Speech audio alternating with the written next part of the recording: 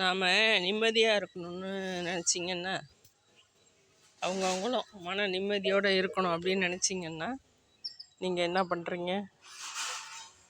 யார் எது சொன்னாலும் அப்படியா, பார்க்கலாம், கேட்கலாம், நான் பார்த்துக்கிறேன், நீங்கள் உங்கள் வேலையை பாருங்கள் அப்படின்னு சொல்லிடணும்.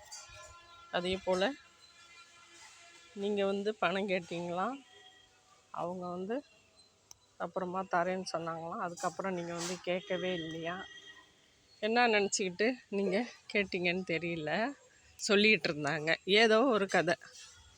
அதை சொல்லி உங்களை குழப்பி விட்டு உங்கள் மனசு நம்ம எப்போ கேட்டோம், 6 மாதம் இருக்குமா, எப்போன்னு தெரில, முன்னாடி கேட்டிருக்கீங்க, முன்னாடியா தெரியலையே அப்படிம்பாங்க, போட்டு நம்மளை குழப்பி விட்டு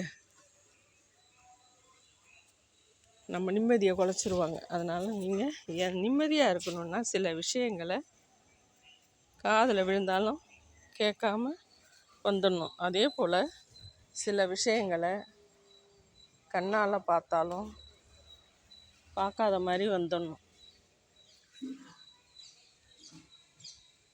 அதே மாதிரி அடுத்தவங்க சொல்கிறாங்க, பக்கத்து வீட்டுக்காரவங்க சொல்கிறாங்க, எதிர்த்து வீட்டுக்காரவங்க சொல்கிறாங்க, நம்பிக்கையானவங்க சொல்கிறாங்க, யாரையும் நம்பாதீங்க.